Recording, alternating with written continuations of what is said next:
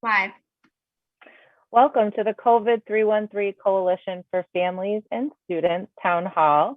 I'm Christine Bell. I am honored to serve as the Executive Director of Urban Neighborhood Initiatives, really proud member of this coalition, but probably most importantly, I'm a mom of 3 young children. I don't know that my son is too young anymore. He turns 8 in a couple of days, but young children. And I am really excited about our town hall today. We get to hear from 2 amazing leaders, one in education, the other in health. And I am always excited to learn from both of these folks, Dr. Vidi and Dr. Fuller. But before we introduce our experts, we want to make sure that everyone gets to the right place. We also want to remind everybody that this is a 2-way conversation and we want to hear from you. So please put your comments or questions in the Facebook chat. We have Lindsay and Michael and Brooke that are all waiting to hear from you. And just to make sure that they're on their toes, can you put in the chat right now where you're joining us from? And like always, we're translating the town hall to ASL and Spanish. And so if Julie, you could share with our guests how they can see the ASL interpretation.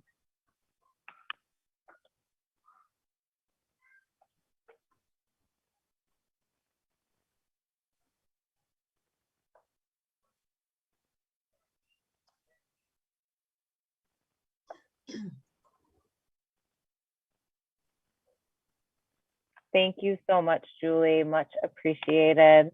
It's good to see you. And if Christina, you could come on and share how folks can listen to the Spanish interpretation. Yes, buenos días. Habla Cristina Guzmán, su traductora de inglés a español. Si quieren escuchar la charla en español, por favor vayan al Facebook de Urban Neighborhood Initiatives, UNI, o vean el link que está en el chat. Gracias. Great. Thank you so much, Christina. It's so great to have you with us again today. Like I said, we have a really exciting group of folks that we're talking to today. And we get to also see a really wonderful video that our team has created around COVID. We want to remind our experts to please speak slowly for our translators. We also want to make sure that you turn your cameras off when you're not speaking to ensure that our ASL interpreter can be seen, and mute yourself when you're not speaking. The best timekeeper that I know of, Terry Whitfield, is with us again today. So keep your eye out on the chat. He will remind you when it is time to wrap up. And if you go over, myself or my co-moderator today, Ms. Jametta Lilly, will come on to screen and gently remind you to wrap up. So Jametta is going to kick it off today. So I am going to pass the mic to her. Jametta. Thank you, Christine, and welcome, families. My name is Jametta Lilly, and I am blessed to serve as the CEO of the Detroit Parent Network. I am a proud member of this coalition that has continued to bring you information and resources to keep you and your families powerful. I'm also a mom and a nana, and so I bring all of these hats to this wonderful place to engage families. And so when we think about our families, we know that in this crisis, this timeline that we have been involved in, we know how important education is to all of us. And when we think about education, when we think about our children, change and equity, it's absolutely natural that we also think about Dr. Nikolai Vidi, who we all know is the superintendent of the Detroit Public Schools Community District. Dr. Vidi, we welcome you back to the program, and we're just so pleased to be able to have a conversation with you about how you, in fact, have been navigating and leading in these extremely challenging times. Dr. Vidi, welcome. He is not on yet, Jametta. Okay. Well, we'll go ahead and take a look at some of the things that we want people to know in advance while we're looking for Dr. Vidi to join us. And we want to make sure that, again, to what was said, that we have an opportunity to hear from you. So because we have Dr. Vidi on the program today, and because he has a team around him that tries to get information to him, as you're listening, if you have some questions for Dr. Vidi, whether it's about out of school time, whether it's about COVID best practices, or you have some questions about how are schools informing parents so they can make a better decision about, do I keep my kid in school, even what's going on as we see increases with COVID, or do I opt for virtual learning? If you have questions like that, please take a moment to let us know. And just put that right into the chat. I also want to open it up to some of our team members because we also identified a number of questions that we thought were important to have. And while we're waiting for those questions to come in, we want to hear from you. But we're going to keep focused and we're going to move forward while we're waiting for Dr. Vidi and move to our other phenomenal leader that has been so critical during this time to help us understand in a manner that helps us be informed and powerful. And I'm going to so excited to ask Dr. Ovetta Fuller to come on, but ask Christine to come back on with us as we begin to have a conversation with her. Christine, and welcome again, Dr. Fuller. Hi, Dr. Fuller. It is a pleasure to have you here. And I know that you have prepared a PowerPoint presentation. So I don't know if you want to start sharing your screen right now. And for folks that are just joining us for the first time, Dr. Fuller is a virologist, an associate professor of microbiology and immunology at the University of Michigan medical school. I was going to say school of medicine, but medical school. So she's amazing. And in short, she's amazing. She's been with us many times before, and we're really excited to have her back with us today so that she can share with us a number of things. But let's get started with what are the updates on the new COVID variants? And why do we get new variants? And why might we be having this new spike? Great. So I'll let you take it away. Thank you. Can you hear me okay? Yes. All right. So this is such a critical question for now because we are at the beginning of the winter season when everybody goes inside, at least in the colder climates, as well as we're in the middle of the holiday season in the US and other places. So let me say right off the bat, here's what I want you to know. We are in a potential huge fourth surge of COVID, and I'll show you why.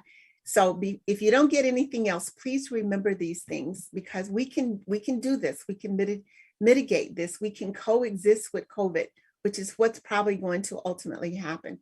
So make plans for safety for yourself and others so that we can consistently do the things that we know prevent virus spread, even the variants, which I'm going to share about. Be aware of infection levels in your local area. Although we're in a global pandemic, which means it's all over the world, you have to know what's going on in your local area or where you're traveling to. So if you're traveling, be sure you get tested before you go and get tested within your arrival time. Here's a place where you can look for testing sites as well as go to your local county health department site. They will have places to test or places that can do tests. You can go to the CDC website and put in a zip code and it will bring up places that can do testing. Testing should be free. Okay, second major thing, please hear me. Always follow the 3 WCTs, particularly the W's when away from home. What are they? You know them. You know them because they haven't changed. Wear your mask correctly. when you're away from people, not in your household, when you're in public, when you're around people you don't know, wash your hands, watch your distance. These are the golden standards of keeping away from aerosolized virus, not only COVID, but influenza, respiratory syncytial, the common cold. Avoid crowds, avoid confined spaces inside. And of course, we're in the winter, so that's going to be hard to do, which means you have to do the 3 W's, and avoid close contact.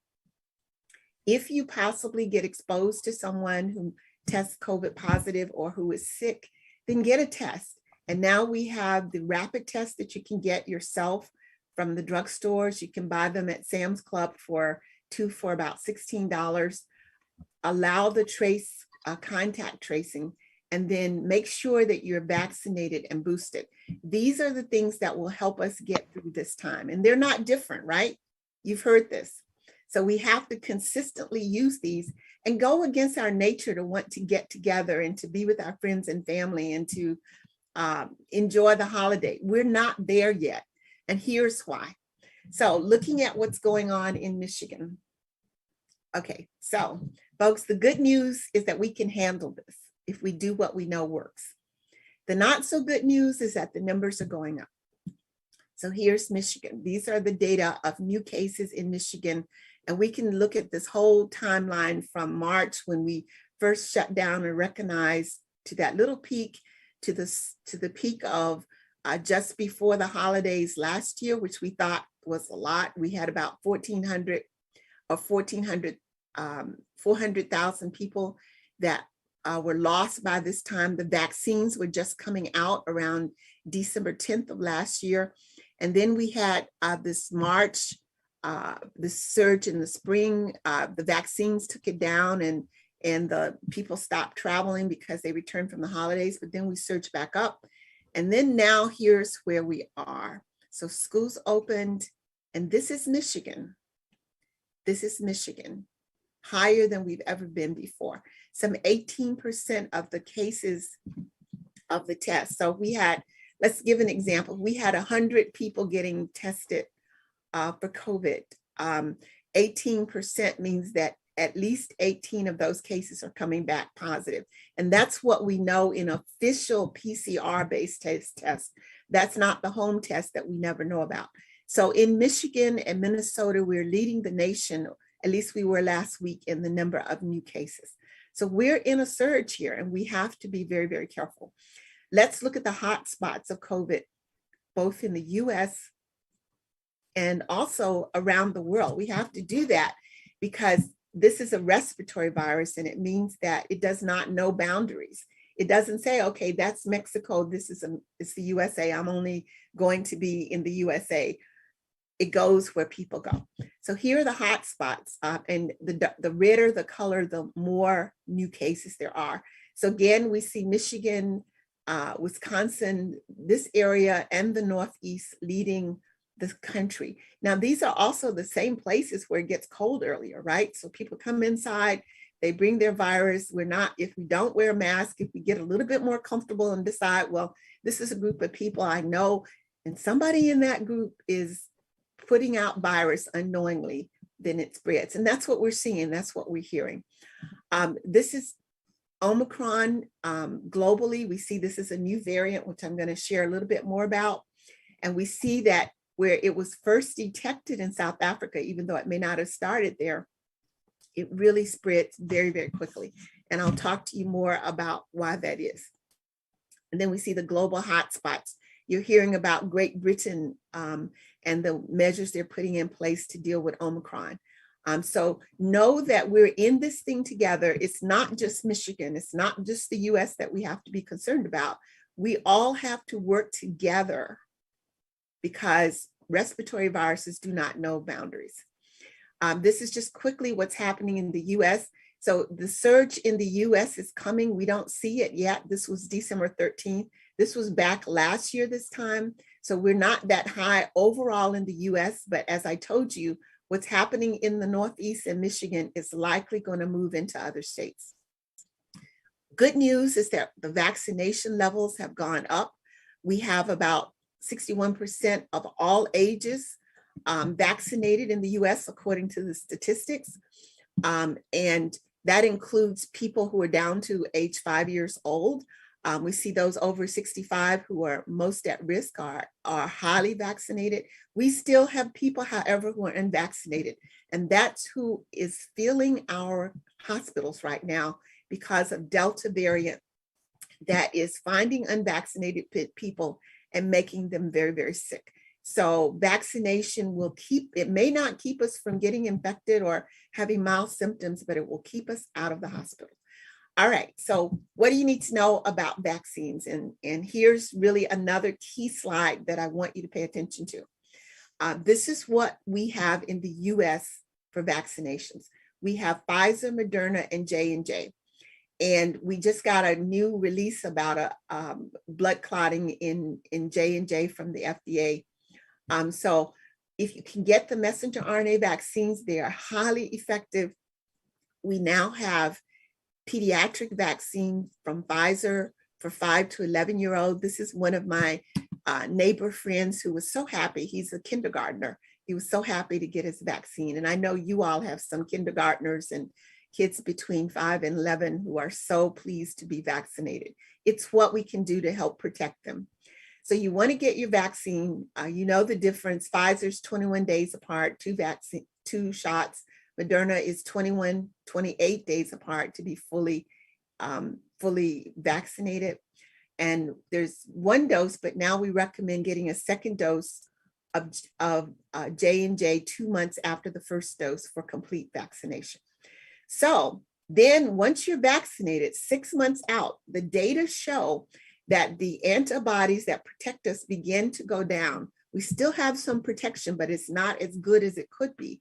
So now the recommendation is if you're 6 months or more out from your full Pfizer or full Moderna vaccination, or 2 months out from the J&J, get a booster, which is a one-time shot that now moves your protection back up to the highest level. So you can get any booster, it doesn't matter which one you get. And so just get boosted if you're at least 6 months out, and I'll show you why. Yeah, here it is. Well, let me introduce Omicron. So you've heard about Delta. Delta is what's spreading now. It's the predominant virus in the world right now. But about 3 weeks ago, we heard about a new variant called Omicron, and these are all named after Greek letters. They're variants of concern. They have changes in the spike protein, which is this region that attaches the virus to cells. Omicron has over 32 mutations. Delta had about 10 mutations in the spike protein.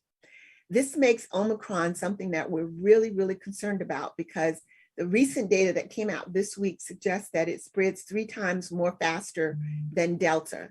The term that was used is lightning fast. And we know these from sequencing, these changes are all through the spike protein, which makes the virus easier to get around, which is what the virus needs to do.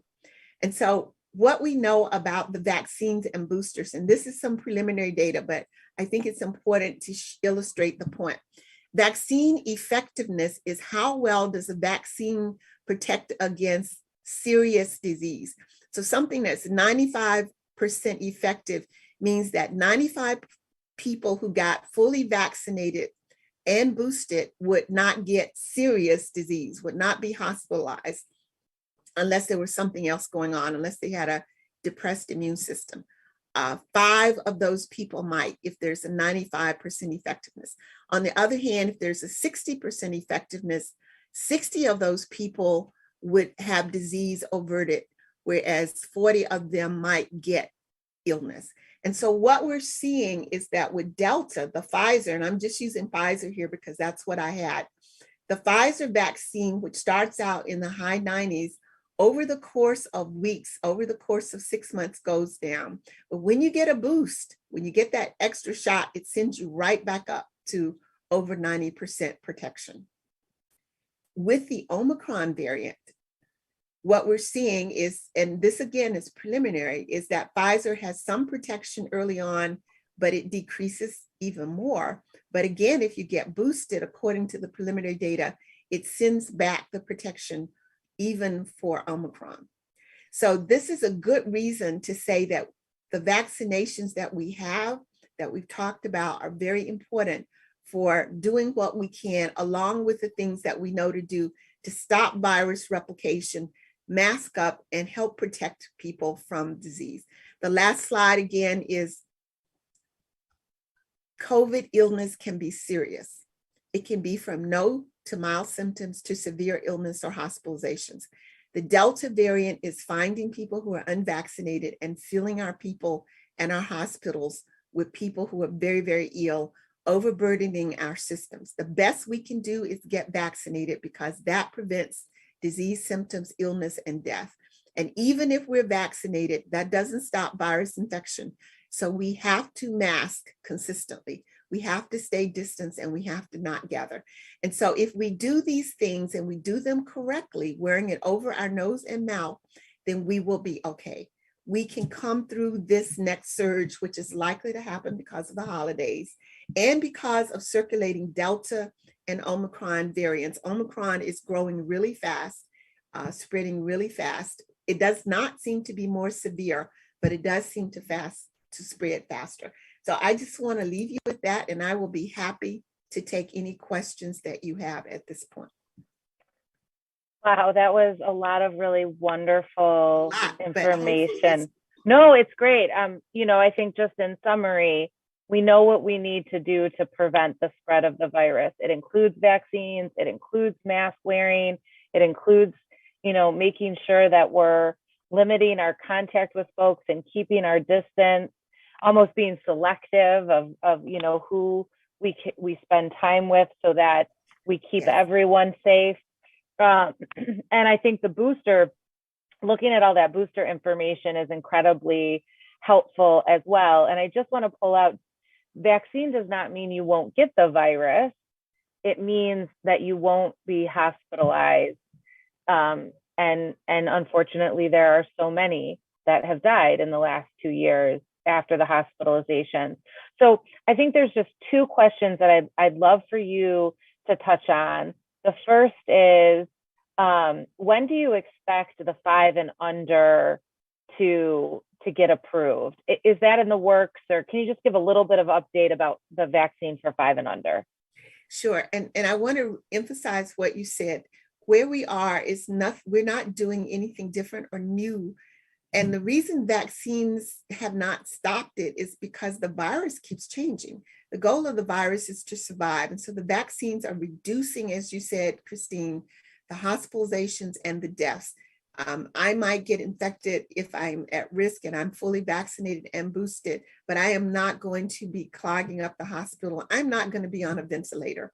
And that is some assurance. Now, in terms of vaccines for under 5, those studies are in progress, and I don't have any indication yet as to when they will be up for review.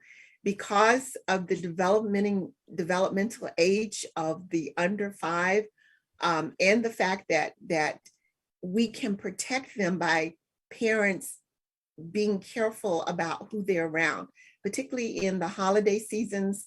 I have a good friend who is a minister, actually, and he and his family were planning, as he said, everybody had gotten their pajamas, their Christmas pajamas, and they were going to do movies and popcorn and with the cousins and stuff.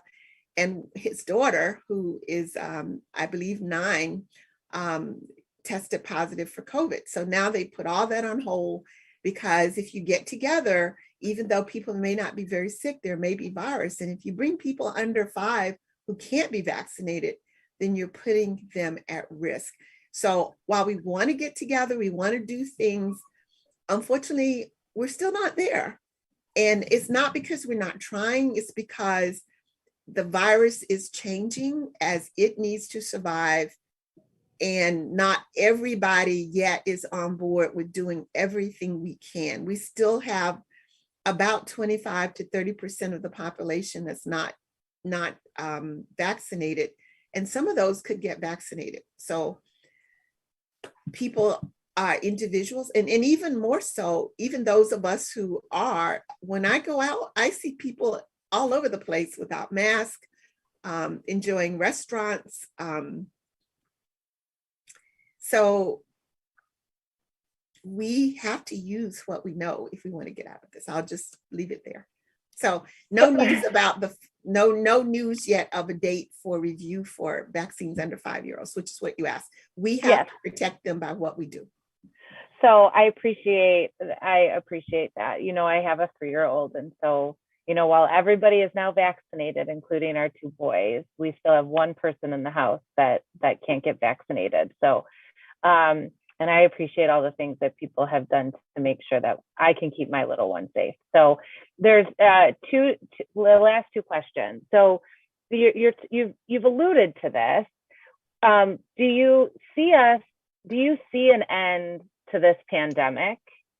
And then my last question for you, and you can just roll into it, is what are your hopes for 2022? Great. Those 2 go together, actually. They do.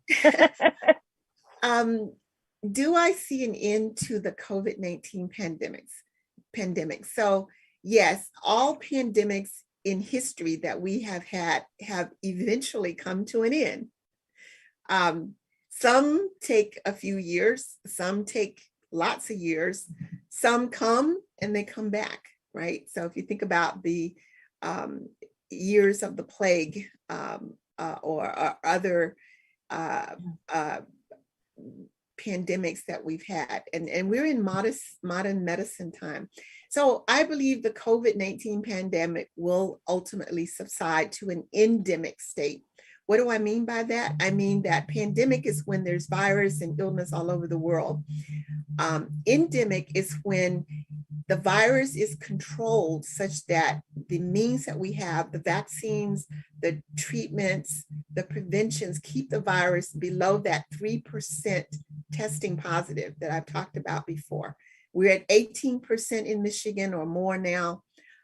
We want it down below 3%. When that happens, we can sort of go about our business, we can gather with people, and if somebody is positive or test positive, we can do contact tracing to manage that in a way that all the people who are around that person now get tested. If they're positive, they isolate.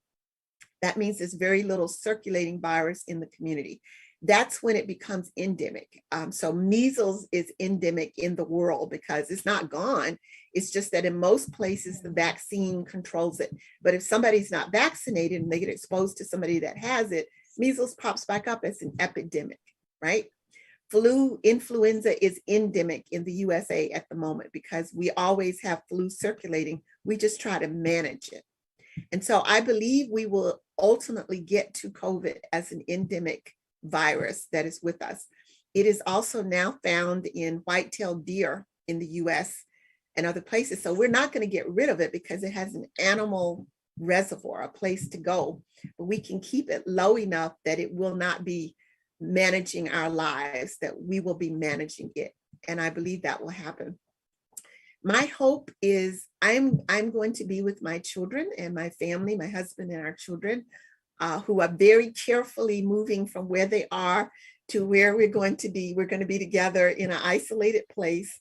Everybody's testing before they leave home and testing when they get there. And we're going to be there together. So I'm grateful and thankful for the opportunity to spend time with those I love most, carefully doing it. And I pray and hope that people will do that this holiday season for themselves and those that they love. Well, that is, I think, a really nice way to end this segment. And I am so glad because I know that you have been doing all the 3 W's. And I know that you've been doing you said this, it's the 3 T's and I forget the other 3 one. W's, wear your mask, watch your distance, and wash your hands. Right? Yes. And so I'm so glad that you get to spend time with your family. Because that I think is something that we've all as humans missed the most, is being in contact with one another face to face. I mean, this is really wonderful, but I look forward to the day, Dr. Fuller, when we can have lunch or brunch and spend time with you in person. So I want to thank you so much for being here. we are going to move into a video about COVID. And so the video here, as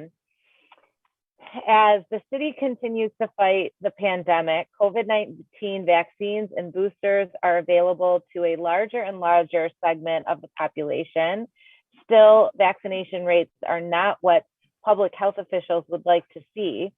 So in a special report for COVID313, Detroit Public Television producer AJ Walker and community journalist Deja Moss and Jasmine Hunt talked to health experts and residents about the many benefits and lingering concerns about the vaccine.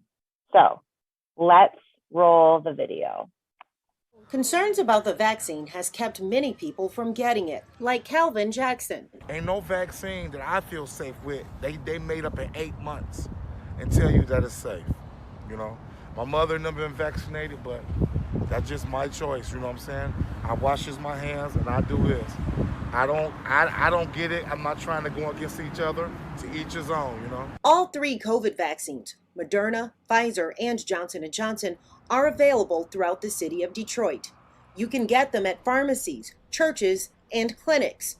There are even mobile units traveling around the city to make them more accessible. Still, vaccination rates remain at a steady but slower pace than health officials had hoped for. We stopped by an event at the Eastside Community Center where people could get vaccines on the spot. Cedric Mutabi with the Wayne Health Mobile Unit says the reasons for getting the vaccine are simple. Importance is to not only protect yourself, but to protect your loved ones, right? You know, there's some of us in our community who are unable to get the vaccine due to health concerns. Mutabi says the event was not only about delivering the vaccine, but also to answer important questions people may have. It ranges, right? We have people who are coming in for their boosters and we have people coming in for their first-time vaccines, right? So you have a lot of people asking questions about side effects and long-term effects. And people just coming in and just trying to answer all their, whether it's myths or concerns, right? And our job here and our role here is just to provide the most accurate information, but also to help to ease people's concerns. At the end of the day, this is what it's going to take for us to get out of this pandemic.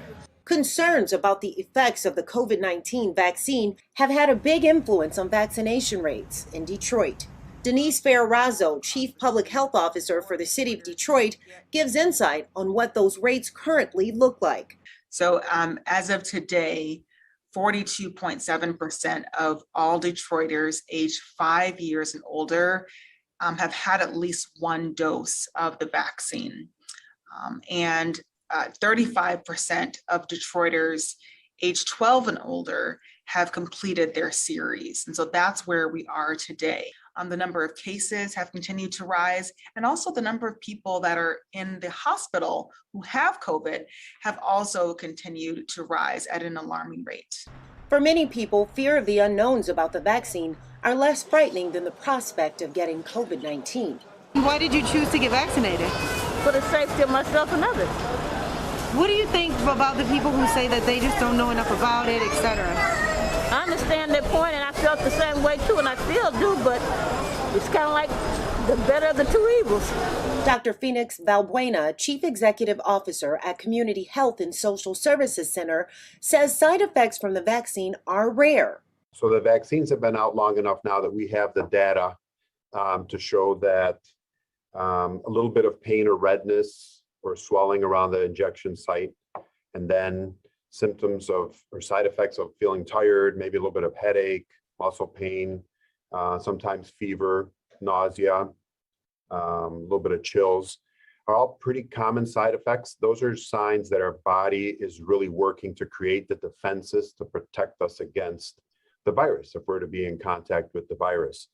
Those usually will last 24 to 36 hours, and that's it. And so those side effects far outweigh, from a benefit perspective, the risk of getting the virus. Valbuena also says once you get the vaccine, you should also get booster shots because of mutations. Variants such as the Delta variant and the new Omicron variant are a growing concern.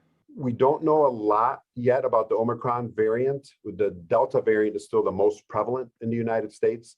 What we're starting to see is that the Omicron variant appears to be more contagious than the Delta variant. The bottom line is we can't get distracted from the fact that our best defense is to get vaccinated. Ferrazzo says people with questions should reach out to the health department. Give us a call. Monday through Friday, we have nurses standing by to answer any questions that they may have.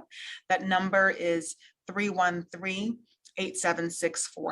So they can give us a call and talk one-on-one with the nurse. This is not a pre-recorded conversation. It literally is one-on-one with a clinical expert. We also have several town halls scheduled throughout the week on Facebook, such as a Facebook Live, with medical doctors providing information about what's inside of the vaccine and also encouraging parents and any resident in the city to get vaccinated. Ferrazzo warns as COVID rates continue to climb, Detroit is on track to becoming a COVID hotspot once again. The transmission rate in the city of Detroit is extremely high. To put this into perspective, just a few weeks ago, we were averaging about 100 or so cases per day. Now we're up to 300, 350. So it's a very, very high transmission area in the city of Detroit. And with the holiday season in full swing, COVID-19 safety should be a priority. Reporting for COVID313, I'm AJ Walker.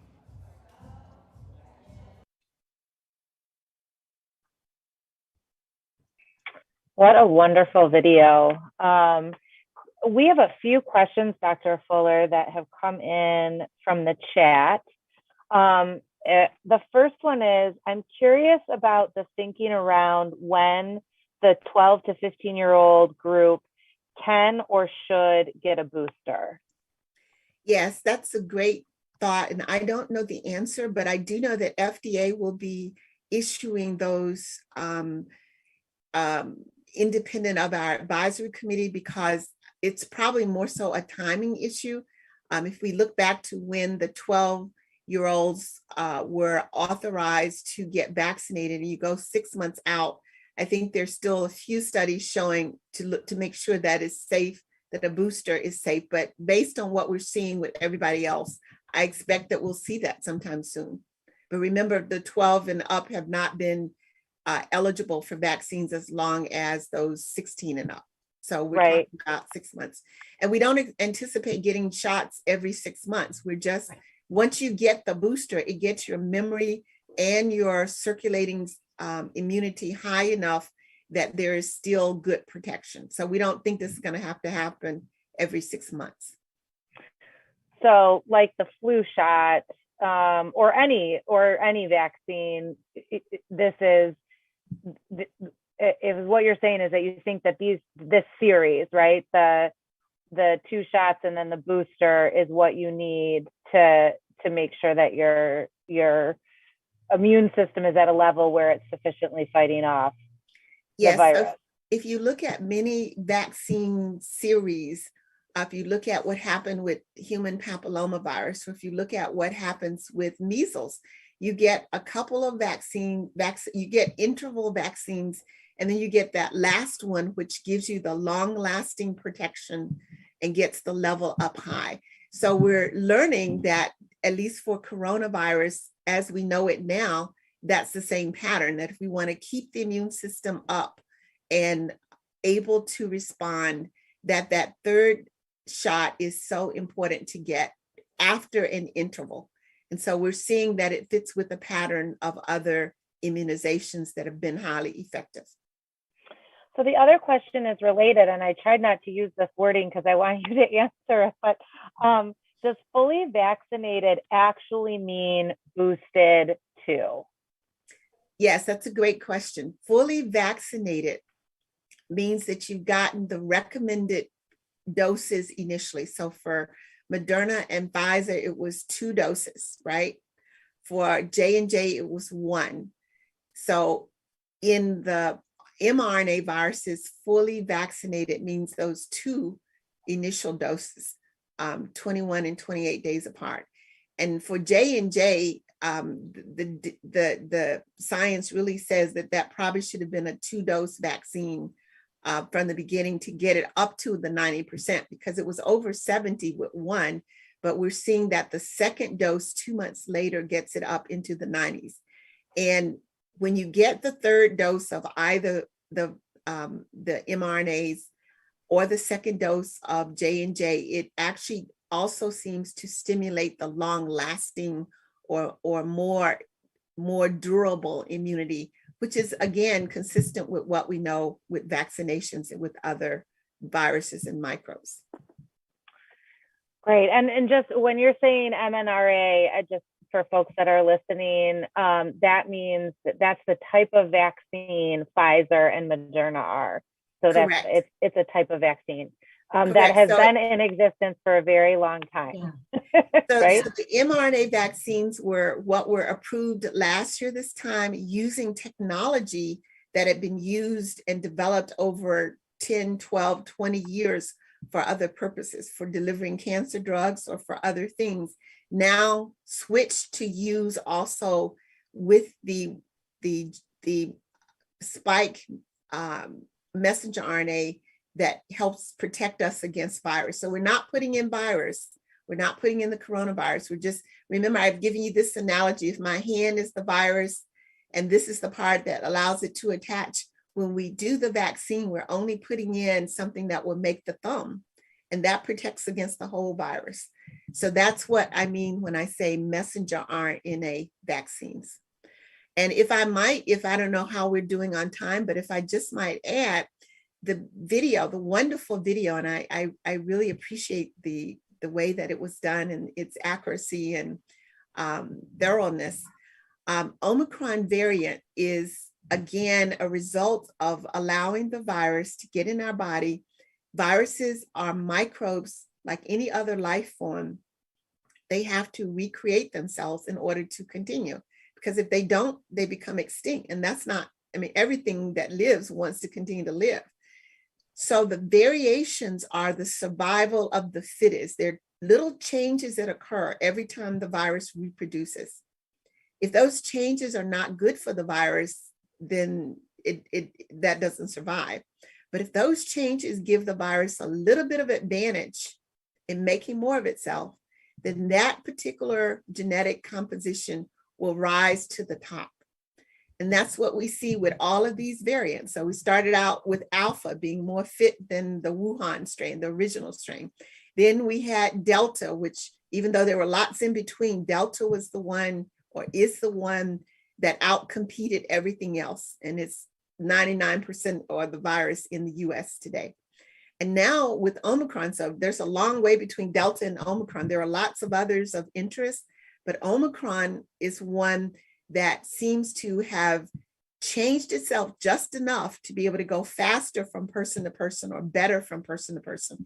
And so even just yesterday, some information came out that Omicron's spreads 3 times faster than Delta. But the good news, it seems that it doesn't make us sicker so far. That's what it looks like, that it's able to attach to and reproduce in the trachea cells, the windpipe cells, but it doesn't seem to reproduce so well in the lung cells. And this is all in tissue culture. This is all, in a petri dish. So we don't know if that's how it works in the real person. But if that's true, it means we may see more mild COVID from Omicron, but for vaccinated people, we won't see the serious hospitalized pneumonias and things that could take people out.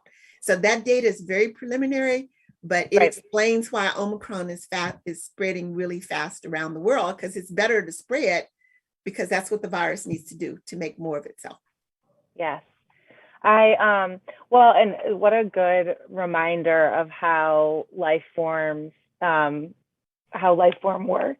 Evolution does work. It does. Yeah, it's working right now. I was smiling a little bit because my dad's a microbiologist, and what you just said, I've heard him say in various situations, not just talking about COVID, but that living things want to live. So, so that was what my smile was for. I think that my last question, and it goes to the hospitalization piece. I think all of us are really sort of sheltered from what our healthcare professionals have had to do over the last 2 years. And I know that you're with the medical school. So can you give any of us some insight as to what the hospitals are seeing right now? Our public health, the head of our public health department sort of alluded to it, we have more hospitalizations, but what does that mean for health? What does that look like in a hospital setting? And Yes. what might our hospitals be looking like right now? Yes, so let me preface this with, I am not an MD. I'm not a medical doctor. I do work in a medical center, and we teach medical students and others. But I do have colleagues in my department who are both MDs and are working in clinics. And people are exhausted. The staff is exhausted. The medical beds, the ICUs, excuse me, the ICUs, intensive care units are full. People who may come in with that need to have, because maybe they're having heart palpitations, have to wait for 8 hours or more just to be seen, because the hospitals are so overrun with people who are severely ill and need emergency care because of COVID. Most of these people are unvaccinated. And because people have pledged to save life and to do no harm, and because it's a medical center, it is a hospital, and not just U of M, but other places, the job is to help people be better and to save lives. So folks who may not be in a life-threatening emergency have to wait, and people are in hallways.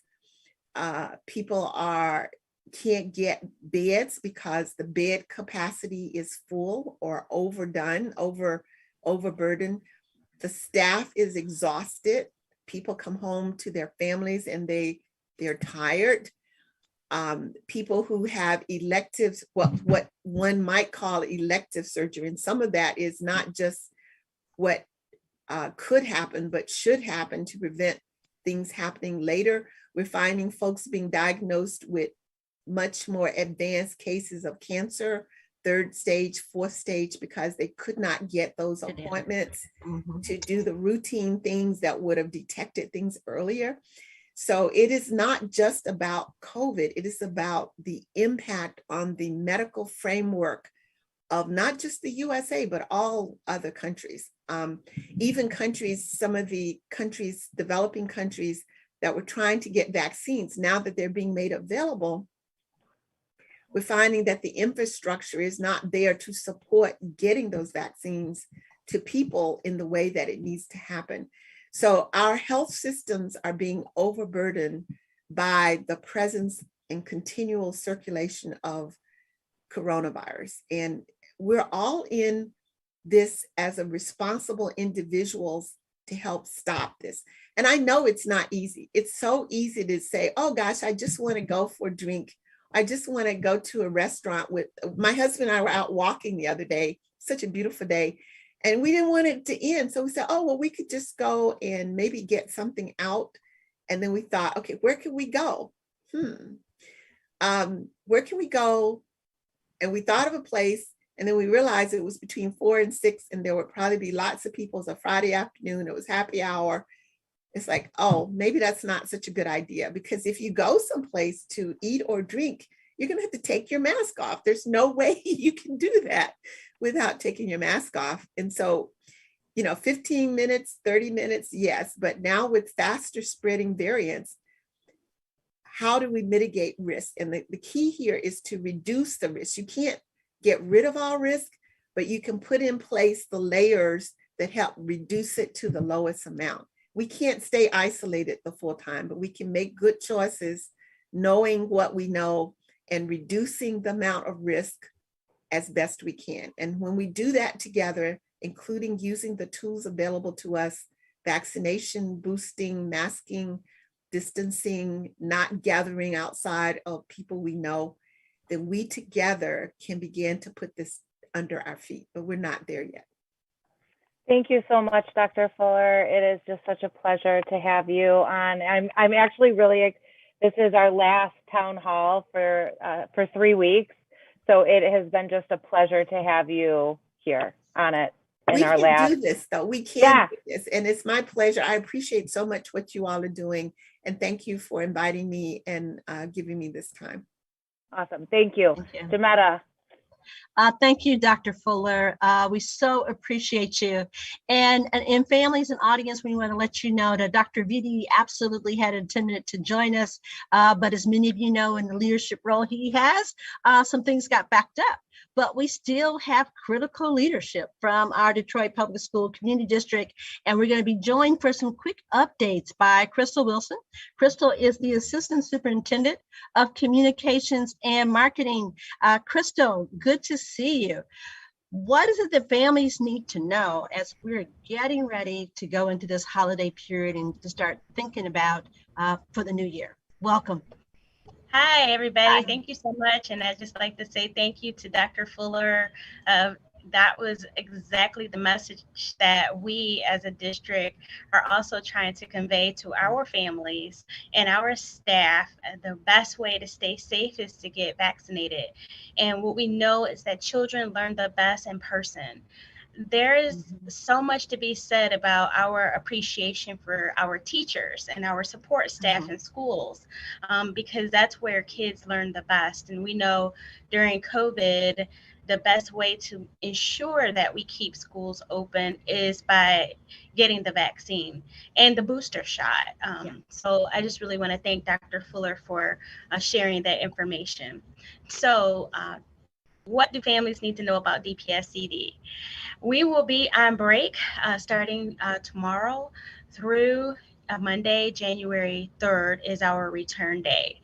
And there are vaccine clinics that will be offered in partnership with the Detroit Health Department. And families can find that on our website at detroitk12.org. We, under highlights, have created a blog or a resource guide, if you will. And in that resource guide, families can find quickly the locations where they can get their vaccine and the time. And there's also some other resources available. As you know, we've been battling COVID for almost 2 years, and we've been providing a lot of mental health support resources for our families and staff. So we're working with DWIN and we're working with the city of Detroit to make sure that those mental health resources are available to our families. So there's some hotlines, some 1-800 numbers, and there's some contact information for our families who may struggle over the holiday season with grief or have questions, or if you're feeling not your best self and you need some support, those phone numbers are there for you. In addition, I'm sorry, Crystal. I'm sorry. So all of that is available right now at your website, or do people contact their school? They can go directly to the website at detroitk12.org. And if I drop it in the chat, will everybody be able to have access to it? Yeah, we'll make sure. Okay, great. So let me just grab it right quick. And it's called the DPSCD Family Holiday Resources and Supports. Great. And I'm going to grab it. And if they go to detroitk12.org, then they'll have access to that information. And scroll down to highlights, and it's right there, DPSCD Family Holiday Resources and Supports. There is also a link from Dr. Vidi. He did record a podcast, and the general message of the podcast and the theme is that we're all in this together. There's a lot that's going on in addition to COVID. As we navigated through last week, dealing with the aftermath of the Oxford shooting. It looks like Dr. Vidi has joined, so Murphy's Law. I will let him come on and continue his message. Dr. VT. Dr. Vidi, welcome. Thank you. Good afternoon, everyone. Sorry for the delay. It's very, very busy. Lots going on, but I did want to take a minute after the invitation to, first off, as we approach the end of this calendar year and approaching winter break, I just hope everyone enjoys their family, their friends, and really receives some well needed rest and mental health hopefully escape. There's been a lot going on in schools and in life in general. It's always the case in life, but especially in this moment of still dealing with COVID. But more importantly, the Oxford shooting and the ripple effect it's had on schools across the country, but mainly in Michigan and specifically in Wayne County and Detroit. A lot of social media threats against particular schools. We've investigated all of them and identified, unfortunately, the person behind, but it has created a lot of anxiety and concern. I just announced this morning that tomorrow we won't have online learning or in-person learning. We were slated to have an online learning day tomorrow. I decided to cancel school tomorrow, mainly because last Friday our attendance dropped below 75%, and we have to be at 75% to be fully funded for the day. And knowing that it's the day before break, and our attendance would probably be lower than it was last Friday, and just knowing where people's headspace is right now in social emotional space with the threats and COVID, I just thought it was best to cancel the last day to start to break a little bit earlier, to give a little bit more time to be with family, friends, breathe, and then come back January 3rd at all schools in person, more excited about learning and just getting back at it, but with a well-needed rest. The other concern was laptop returning. So it's very hard to purchase laptops. We have the money, but they're not coming in because of demand.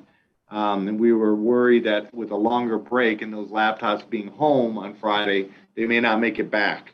And if they don't come back, then we can't run our regular educational programs during the day, and we can't do this state required testing at the end of the year. The board and I are working and really putting the final touches on a employee vaccination requirement. And so that would be effective today, depending on our final discussion today at the board retreat. And then employees would have until February 18th to be fully vaccinated, unless they had a religious or a medical exemption. Well over 80% of our employees are already vaccinated. But we do know that vaccination is a tool that we have to get to the other side of the pandemic, but more importantly, keep yourself safe as a student, family member, community member, keep others safe. But for us in the K-12 space, it's the best way to ensure that students can learn Monday through Friday without interruption. We've had now almost 11,000 students quarantined this year because of COVID. That's well over 10% of the students in the school system. And so you can imagine the disruption to learning, to teaching, the burden it's placing on families when students are home and not at school. And so just excited to have students back in person, with the exception of about 2,000 that are virtual. But the only way to really make up the learning loss that we saw, to give the students the education that they deserve, they have to be in school. And COVID is playing a role in that. We've had quite a few of our employees that are unvaccinated become positive. That's leading to other employees and students being vaccinated. So we're starting with our employees first. And then after the holidays, we're going to expand the conversation with a possible student mandate of the vaccine in the fall of 2022. So we would give families time to think about it, to do more research. But it is something that we're considering for the fall, the beginning of next school year in DPSED, to require the vaccine, because we just have to stop disrupting learning and teaching, and we have to keep people safe. And in Detroit, we will always keep COVID as a serious virus. You know, other communities either are more highly vaccinated or they're simply ignoring COVID. You know, they're not testing. They're not wearing a mask, and that's not something that we can do here. It's just not. Our families have seen too much death, sickness, disruption in their lives to ignore COVID. So that's why we're wearing the mask. That's why we're the only school district in Michigan to test. We're testing all employees and all students. It's leading to the identification of cases, which is disruptive, but still transparent about where COVID is, and it stops the spread. Yeah. But we're spending almost $7 million a year on testing, and that's through COVID relief funding. And we're not going to have that money in a year and a half. So large overview, but don't know if I missed a topic or if there's something out there that I need to address, but I wanted to hit quick, but I'm reading your body language. And I think I'm actually leaning for. No, Dr. Vidi, so first off, really appreciate you coming on board and juggling those out really quickly. So the first thing that I'd like to ask you, you've hit a number of really important topics. And one of them is that we want to have some more discussion with you about what are the proactive policies that families need to know to support equitable and accessible and quality education. So we would love to have you join us again, January 13th. You know, that you get some time with your own family, that folks can breathe, get through that first week or two of school, and please come back and let's have a conversation about what you've seen, how your leadership has assured that we're staying focused on COVID, but what are the policies that we can all begin to support not only you and our kids here, but underserved children with special needs, you know, English as a second language. We still do not have an equitable system, and we know that you are a champion around that topic. So I'm going to push the envelope and really ask if you and Crystal, please put us on your calendar for January 13th. Sure, it'd be a pleasure. Good. Yep. And then I have one great question for you. Okay. So in the midst of everything that we know is difficult and challenging, what's your message or feelings of hope for us when we think about the upcoming year? And then we'll transition out. But we want to leave on what's your thoughts of hope? Well, I'll give you, so this week, I'll give you a little story and something that happened in the district this week that I think in so many ways epitomizes for me hope and why I have hope. And that honestly is the greatness of our students. This week, with everything going on, and I think my staff did a great job of organizing this and putting this together, but we recognized employees who had perfect attendance in the first quarter. So didn't miss a day, didn't even miss a half a day for a doctor's appointment, anything. And so that says a lot in general, because we all know we got stuff going on in our lives that we have to take care of. And some days you just need that mental health day to walk away for a minute. But these were all employees, cafeteria workers, teachers, administrators, whoever, that had perfect attendance in the first quarter. So I was at Schultz, and I picked Schultz because Schultz had the largest number of employees that had perfect attendance. And Principal Kemp, the employees who had perfect attendance brought their students into the cafeteria, and we did the award ceremony in the cafeteria. And so we had, again, cafeteria workers, we had teachers, we had paraeducators. And when we recognized the teachers, I mean, it was like you were at a Pistons game. Oh, cool. And just the joy, the celebration, the authenticity of seeing, you know, whether it's a superintendent, we had a board member there. You know, I don't, it wasn't as much that, but just a public recognition of their teacher, you know, their employee, if you will, that loves and cares for them every day is recognized. And just a genuine joy they had for that gives me hope, because that's just who our kids are. And that just, you know, gives you the energy to wake up and fight through all of this every day. That's it. Thank you. Yeah. Loving our kids who love us, and that love together is what will help us get through this. Thank you, Dr. Vidi, so much. Thank you, Crystal. Thank you. And thank you, Dr. Fuller. All of us trying to lead with love and information to keep us safe and empowered. And so to help us kind of close this program out, who better to help us think about hope and what we can do, because we stand in a history of hope throughout all the ages. And so please, Reverend Larry Simmons, who's a part of our family, we welcome you to give us your thoughts about hope as we move towards these holidays. Hello, everyone. How are you? I hope you can hear me. Yes, we can hear you, brother. I'm far away today in Arizona visiting my son and daughter-in-law just before the holiday. So I know we're near time, so I just want to say this. As we do our work and we struggle against so many different things in our society, I want you to remember all of those who have come before us, who have by their example shown us and demonstrated how to persevere against horrific circumstances. All of those who were in the holds of African slave ships, all of those who were fleeing oppression in Europe and were in the hulls of little tiny boats. If you ever actually see the boats that they crossed the Atlantic in, it's incredible that anybody could survive 3 months in those conditions.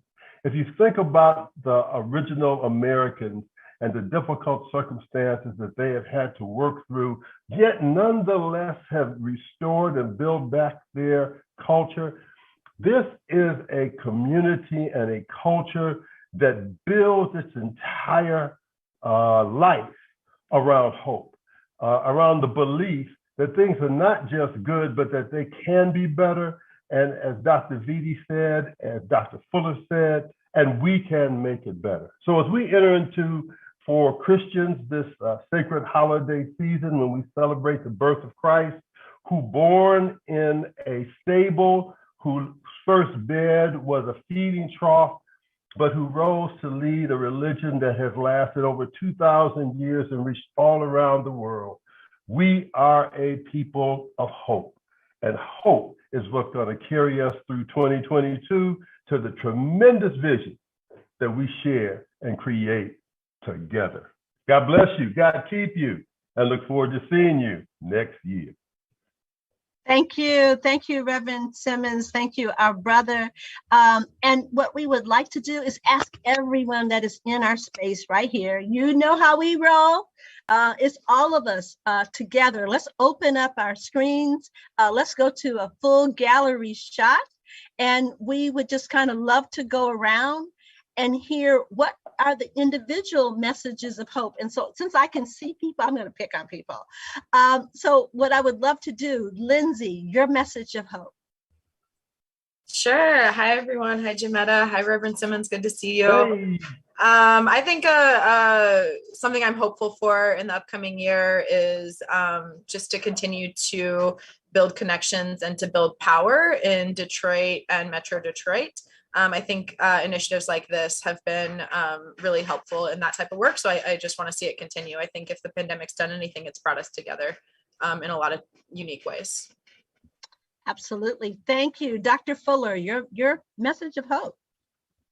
Yes, I am hopeful that as human beings, we learn what's really important, and that's to know who we are as unique creatures in the world and unique creations that can do amazing things to care for ourselves and care for others as we are given, at least in my faith in Christianity, love God and love your neighbor as yourself. If we were to do that right now, we would crush COVID and a lot of other issues. So I'm hopeful that this is bringing us back to that place where we care, we truly care and know what's important.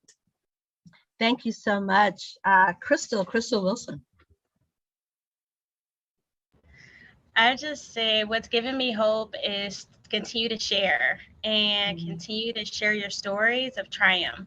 I feel so honored and blessed and humbled to be here, knowing that all the calls I've received, all the emails of those who were not as fortunate.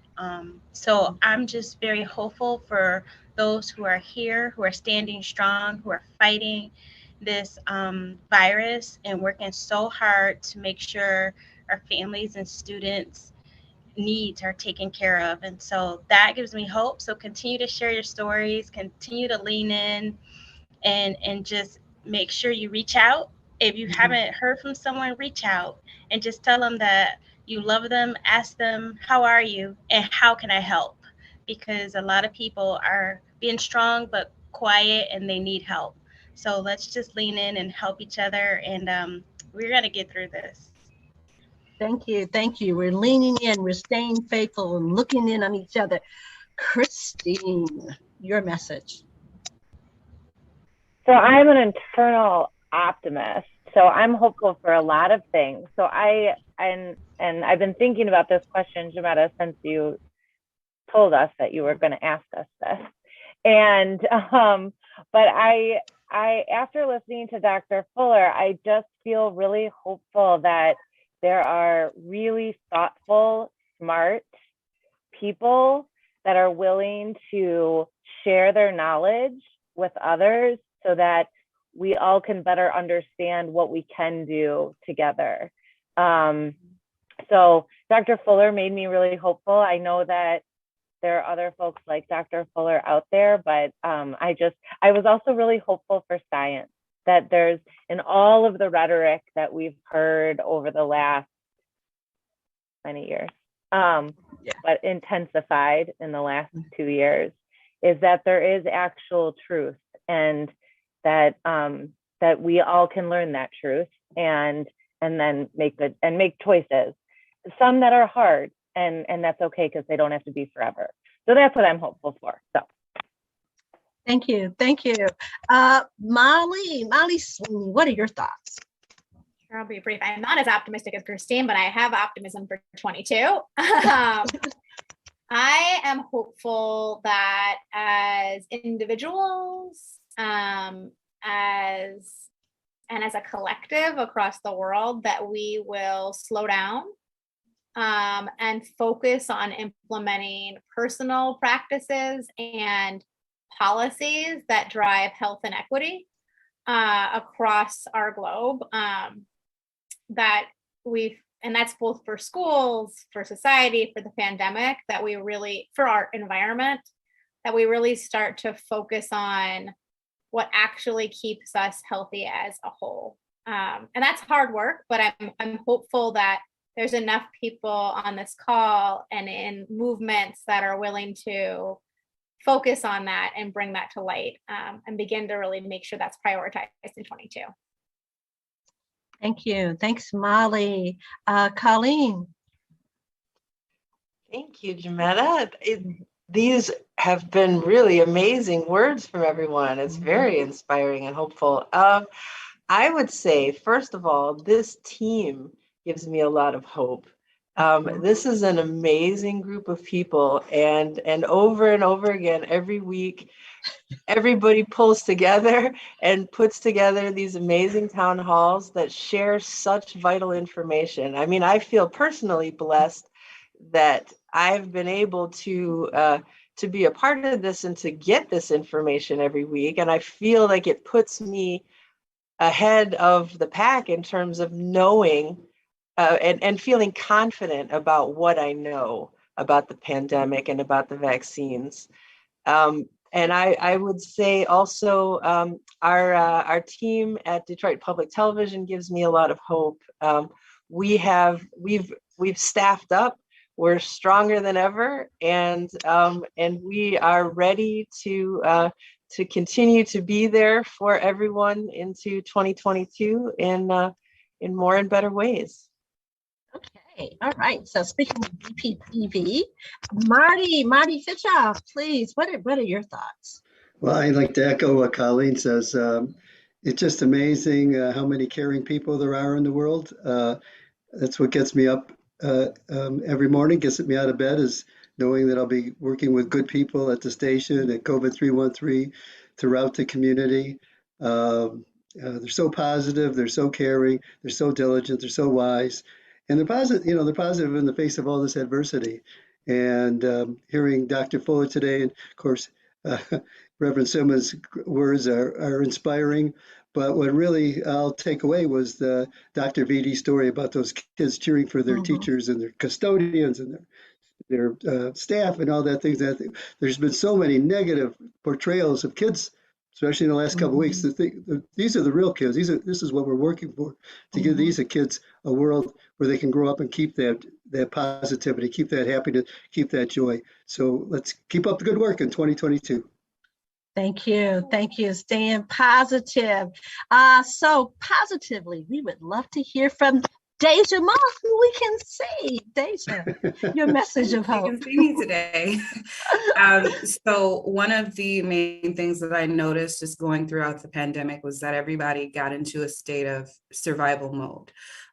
But despite that, we were still able to, come together and work together as one and work our way through this pandemic. So I hope that that relationship that everyone has built together, even within the COVID313 coalition itself, but also just within personal lives and branching out in communities, I hope that everyone can continue to come together and work in finding a way for us to end this pandemic and move in a more positive direction in 2022. Deja, thank you so much. And we want to make sure too that we are hearing from our really awesome interpreters. And so I'd love to be able to have Julie, if you could share your thoughts.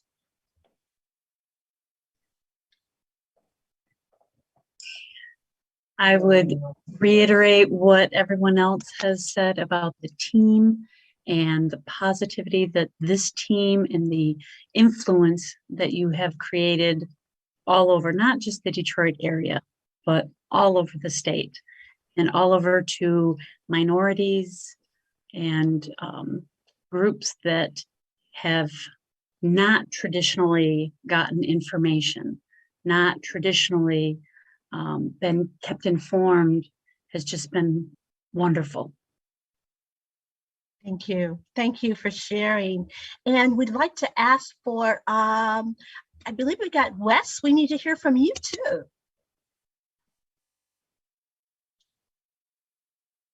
If you're in this space, your work and you matter. Hey.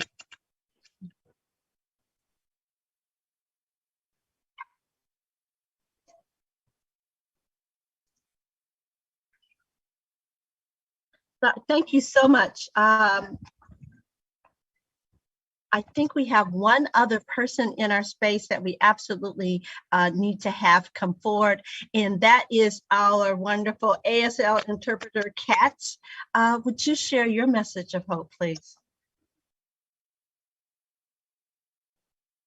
Hi, yeah, I think just everyone else has said really great things. I think personally in my life, I see hope in stories and art and everything, but all of that comes from people, and I think that's what community is about, right? It's about people and the heart of people. So I really think this, like other people said before, like this event, this, people coming together for this goal and believing in this goal, I think that shows that that hope is alive in all of us. So yeah. Mm-hmm. And we thank you so much. We cannot close this program out without hearing from Christina Guzman. Christina, what are your thoughts of hope?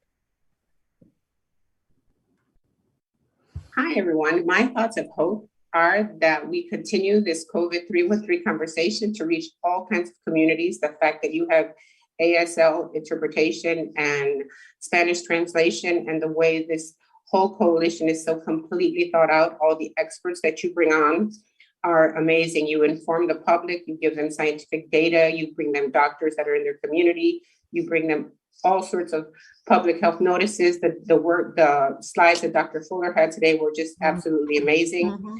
My hope is that this continues and that we continue to inform ourselves and as a community, and continue the fabulous work that Detroit Public Television, you and I, CHAS, Detroit Public Schools, and Detroit Parent Network is doing. It's amazing to be part of this community. Everyone have really happy holidays, and I'm glad to be part of this group. Thank you. Thank you. So I'm hoping that we're all on screen, and I will just add my 2 cents, which is simply to say, let us always be grateful.